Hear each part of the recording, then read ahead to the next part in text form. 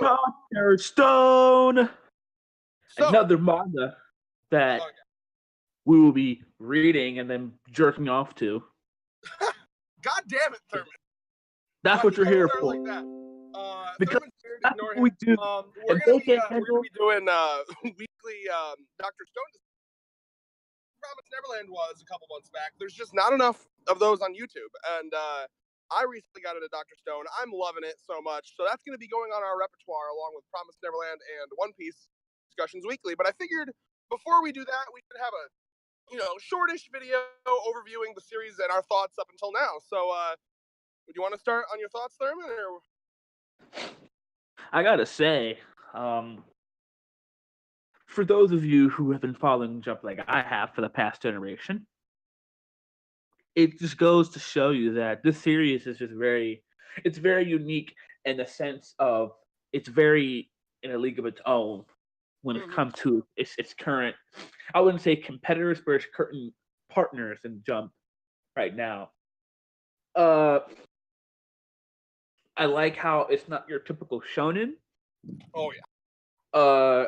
I'm not very much of a science person myself, but even this has got me interested in how it's very interesting how each chapter they explain the science, and I like the very integrative of how there's still story in it, but they still focus on the science part. Like the science is very important to the story, and I really think that the author does a very good job at integrating science and story. Like the plot isn't boring to me. Like I feel like some people thinking like the story is like too slow, but me on the other hand, I feel like it kind of needs to be slow because if you go too fast, it purpose of like the science and the story itself. Oh yeah. So I'm actually really impressed that this manga can kind of essentially have that little balance of explaining how the scientists create this, and this, while also keeping the story going and not being boring. I have to say that's one of the reasons why I like the series so much.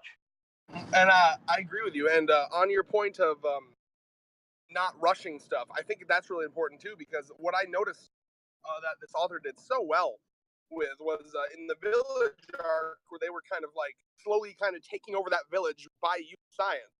It was paced perfectly. Like it didn't seem too short or too long.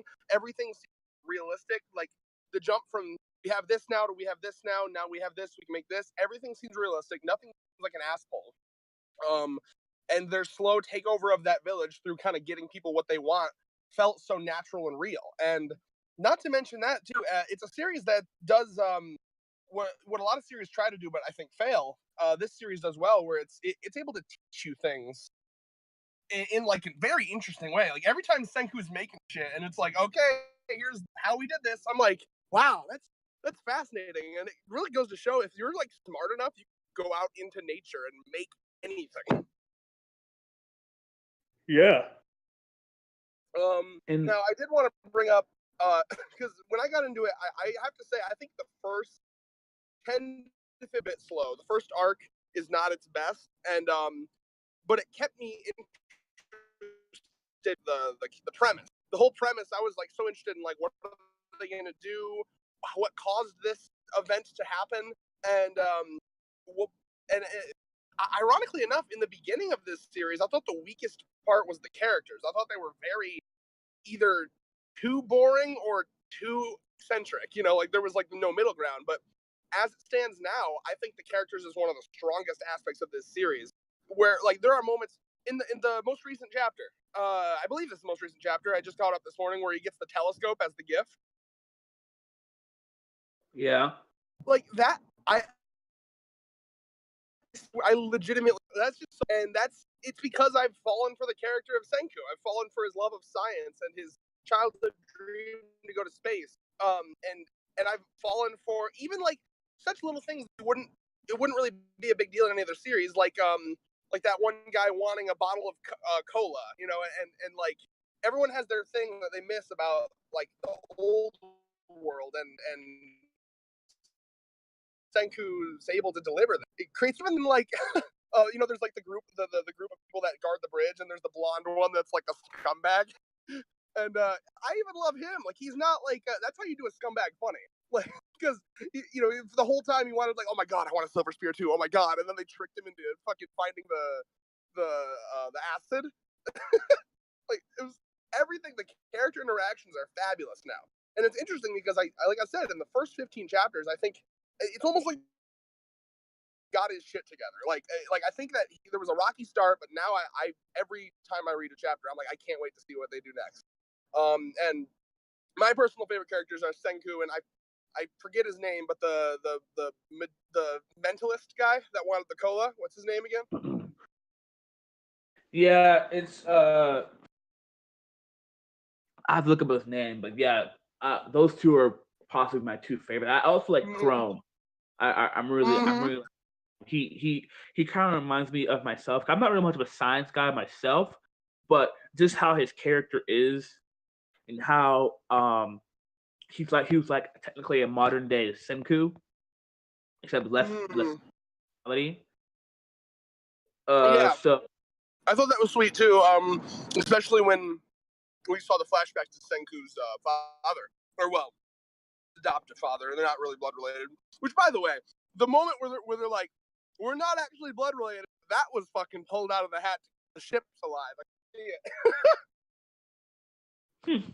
Because it was just out of nowhere. Like, because the dude looks like Senku, so they could easily be blood related. But then there's just that throwaway line of him not being blood related, and I'm like, it's because they want a ship. Because otherwise, it's weird. They're not going to go down the Sword Art Online route with this one. Incest joke, Dave. Thurman, incest joke. I thought you'd get that. I didn't even. Oh yeah. I mean, Sword Art. There's the girl that's his cousin that wants to fuck him. Well, I mean, it's you have to, in that type of situation, it's just I don't know how to explain it. It probably makes me feel like I'm justifying incest, but I. Well, I think it's funny though, because basically the author goes out of their way to like really make sure that you know that the ship's still okay, because he says not only are we not blood related, but this many generations it wouldn't matter anyway. You know what I mean? Like the blood would be diluted enough to not be incest, even if it was my dad.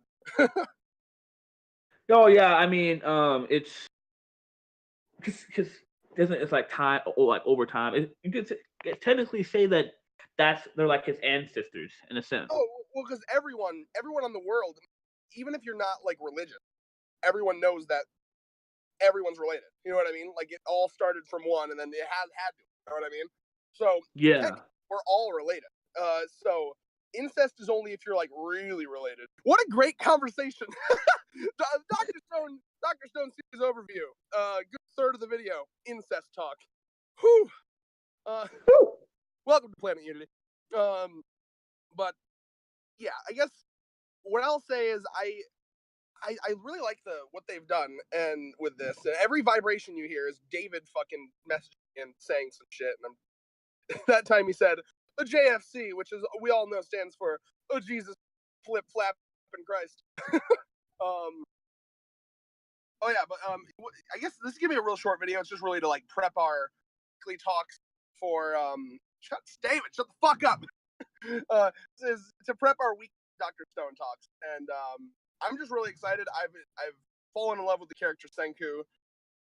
I think one of the reasons I fell in love with him is because in the beginning he seemed very cringe, like this whole like 10 billion%. And now this is getting me excited. Any character with a fucking catchphrase, like it gives me Naruto believe it flashbacks. You know, what did you think about the catchphrase that he has in the beginning? For a while that kind of cringed me out, but I've gotten used to it. Like which one? Where he says like 100 billion%? He says 10 billion%, and he says now this is getting me excited is okay, but the whole 10 billion% in places. I liked it. I liked it. It was just like it showed confidence. Nah. He's when I look at Senku, I look at someone who's extreme. Cause see, me personally, I like smart people. I like being friends with people who are smart. Because to be honest, I'm not that smart, and I always like being. No, but I think saying 10 million% is like very unscientistic. Most scientists would be like, "There's nothing past 100%, you heathen." No, because see, for me is I'm not very intelligent myself. I can admit that, and I like having smart friends because I feel like having smart friends make me feel comfortable, and I like smart people, and so I instantly fell in love with Senku because I like how smart people is, and I like his cocky nature in that. And when he says like 10 billion%, I was just like, oh, I just thought it was like a unique phrase because it's just like he does like the math in his head, and so he's like really sure. So I didn't really think it was cringe at all. Oh, okay. Well, I do think that the characters were. It's just, to me, this may sound as an insult at the beginning, but again, like, this is only a compliment to the series and the fact that like now I love it. But in the first 15 chapters, like, or so, man, it took me a while. Like, I was like only staying in there because of the concepts, and like characters themselves were like, oh god. Especially I'm horrible with these names, but I know like I know Chrome, I know like I know Chrome, I know fucking Magma, I know, the names that aren't like all Japanese. I have a hard time remembering those ones. But who was the other main character that was like, I gotta confess my love to that girl? I forgot her name. He hasn't appeared in such a long time. Right. Well, we know he's like a double agent in the fucking primate high schooler. That guy's terrifying. Yeah, that shit's gonna be interesting because now there's this whole fucking. It's essentially like hey, we bluffed that we had a bunch of guns, even though we don't, so we got to actually make them quick. But I know now their goal is to make the smartphone, or well, it's probably going to be more akin to like a walkie-talkie is what they're going to make. They're not going to make an actual. I don't believe that they're actually going to make a smartphone because in order to communicate with a smartphone, typically you'd need like satellites. So he'd also have to fucking make a rocket. I don't know if we're there quite yet, but I'm going to assume it's going to be a walkie-talkie. It'd be a lot easier to make. Because I know that they even said, I think he even said like it less of a smart but more of a phone. But yeah, so it's interesting, and I hope that when the other guy, the other main character comes back, I hope I like him more because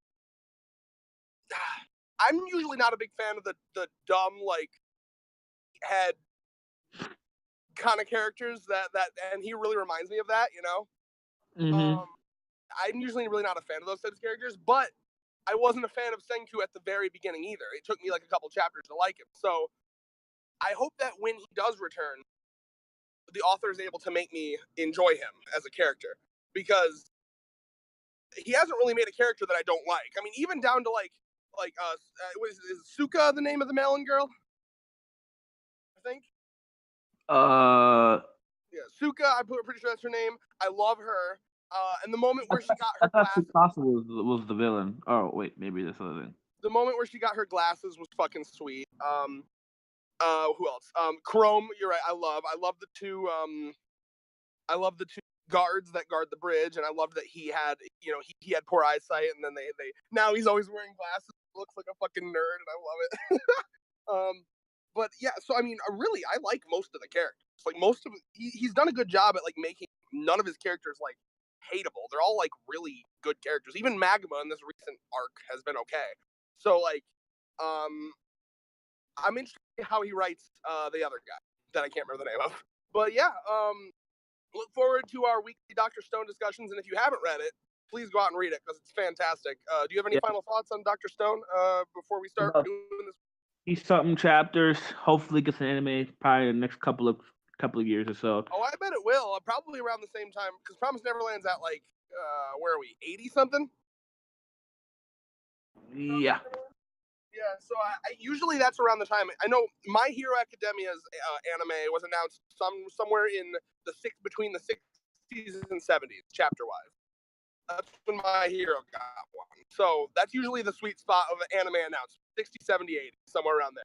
That was where Bleach got their announcement. That was a lot of them. That's how it happened. So I suppose it'd be sometime this year probably that we see that come. That'd be awesome.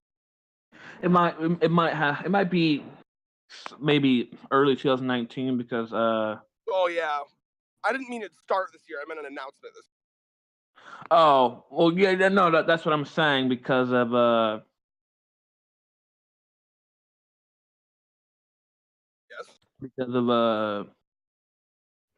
because because Promised Neverland getting one, and then Kimetsu no Yaiba's getting one soon, so it might have to wait a bit unless they announce like all three. But well, unless it's, I mean, they're probably going to be different studios doing them all. yeah.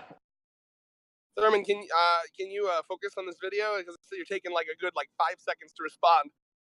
No, I was looking at my thoughts. I wasn't doing anything else. But yeah, get hyped for that.